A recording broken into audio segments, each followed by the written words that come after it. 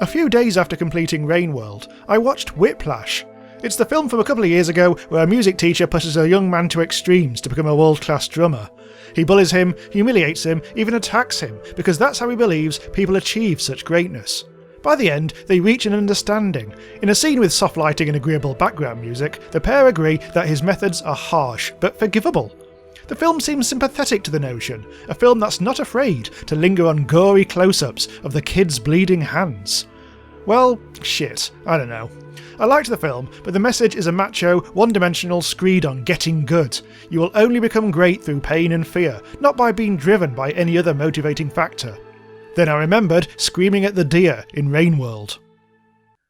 Rainworld is a non-linear platform game where you have to get to the end. It is a series of rooms connected by pipes, and there are a lot of enemies. Rainworld is a game where you die a lot. If you survive for a period of time, you are allowed to travel to new regions. Rainworld has barely any tutorial and no dialogue, except when it does. Rainworld has some old-fashioned graphics and some sound and some music. Hey, this has suddenly become a lot easier to write. There's a short story by George Henry Smith called In the Imagicon, which I found as a kid in one of the many second-hand books of Golden Age sci-fi collections we had in the house. Your man is lost in a dangerous, wintry hellscape with his leg ripped off, but he manages to escape to his beloved Imagicon, a machine that conjures up VR fantasies. He enters the Imagicon and is transported to a paradise future, where he is waited on hand and foot. The twist is that paradise is reality, and that the wintry hell is a simulation. It concludes, without a taste of hell from time to time, how could a man appreciate heaven? I was thinking about all this on the shitter last night, and to be honest since then, I've forgotten exactly what it has to do with Rainworld. But it's definitely something. Without getting too spoilery, let's look at one of the core mechanisms of Rainworld that you're supposed to learn the hard way. The karma mechanism is an interesting idea that enforces the idea that makes you be good at the game in general, instead of just at specific screens. If you're learning, and putting that learning to use, you get to find new regions. If you're very good, you'll be granted rare opportunities to fast travel. This is a game that fixes its gaze on the bigger picture, not individual lives, enemies, or rooms. Downside, the karma thing also creates situations where you have to grind for ages to make progress. Anyone who's grinded in the underhand, hello! The way regions and karma is implemented, as well as the focus on non-linear exploration, means that you can totally end up fucking your difficulty curve. For me, this happened in the farm arrays. If I'd paid more attention to the yellow guide, I could have avoided this. But I just didn't learn, did I? So is Rainworld unfair? One view of fairness in games is that the perfect player should be able to complete it first time, without needing to be lucky. The game always teaches its mechanics before those mechanics get a chance at killing you, rather than making you need to learn from dying. It's a very Nintendo approach. It also makes Rainworld look completely unfair, right? So there's a 1989 game called Rick Dangerous, because we haven't had enough smug, barely relevant cultural references already. This Indiana Jones spoof was mostly trial and error pattern learning. You died in an undetectable trap, remembered to avoid it on the next life, then died on the next undetectable trap, remembered that one, and so on. Sound familiar? But wait, Rainworld's unfairness does not deliberately trick you. It simply sets a few ground rules and lets its ecosystems play out. You learn the rules, but what happens because of those rules are infinitely complex and require sharp reactions and nerves of steel. You can't solve Rainworld by rote. Rainworld is chaos. Rainworld is the real world. Does this make it fun though? Well, eventually, yes. And this is the crucial point. With Rainworld's brand of unfairness, you come to the point where you feel you've got to grips with it and know how to survive. You become the slugcat, with all the messiness that entails. Not everything can be defended this way, of course. Sometimes the game flip screens you directly into the mouth of a lizard, or some other deadly prick. That's just shitty, and an awkward byproduct of how the game's construction has to compromise to fit its loftier aims. A stark reminder that yes, you are playing a game. Occasionally, there aren't enough design cues to let you decide whether there is a screen adjacent to the one that you're on. You can disappear off the side in places, and in sky-based regions it can be a toss-up whether there's a screen below or death.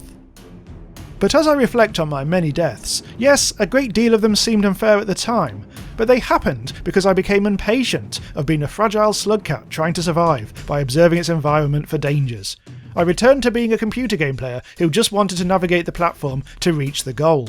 I ignored audio cues that a vulture was nearby. I didn't pay attention to how suspiciously placed that pole was. I didn't appreciate that other lifeforms would do what they could to survive, too.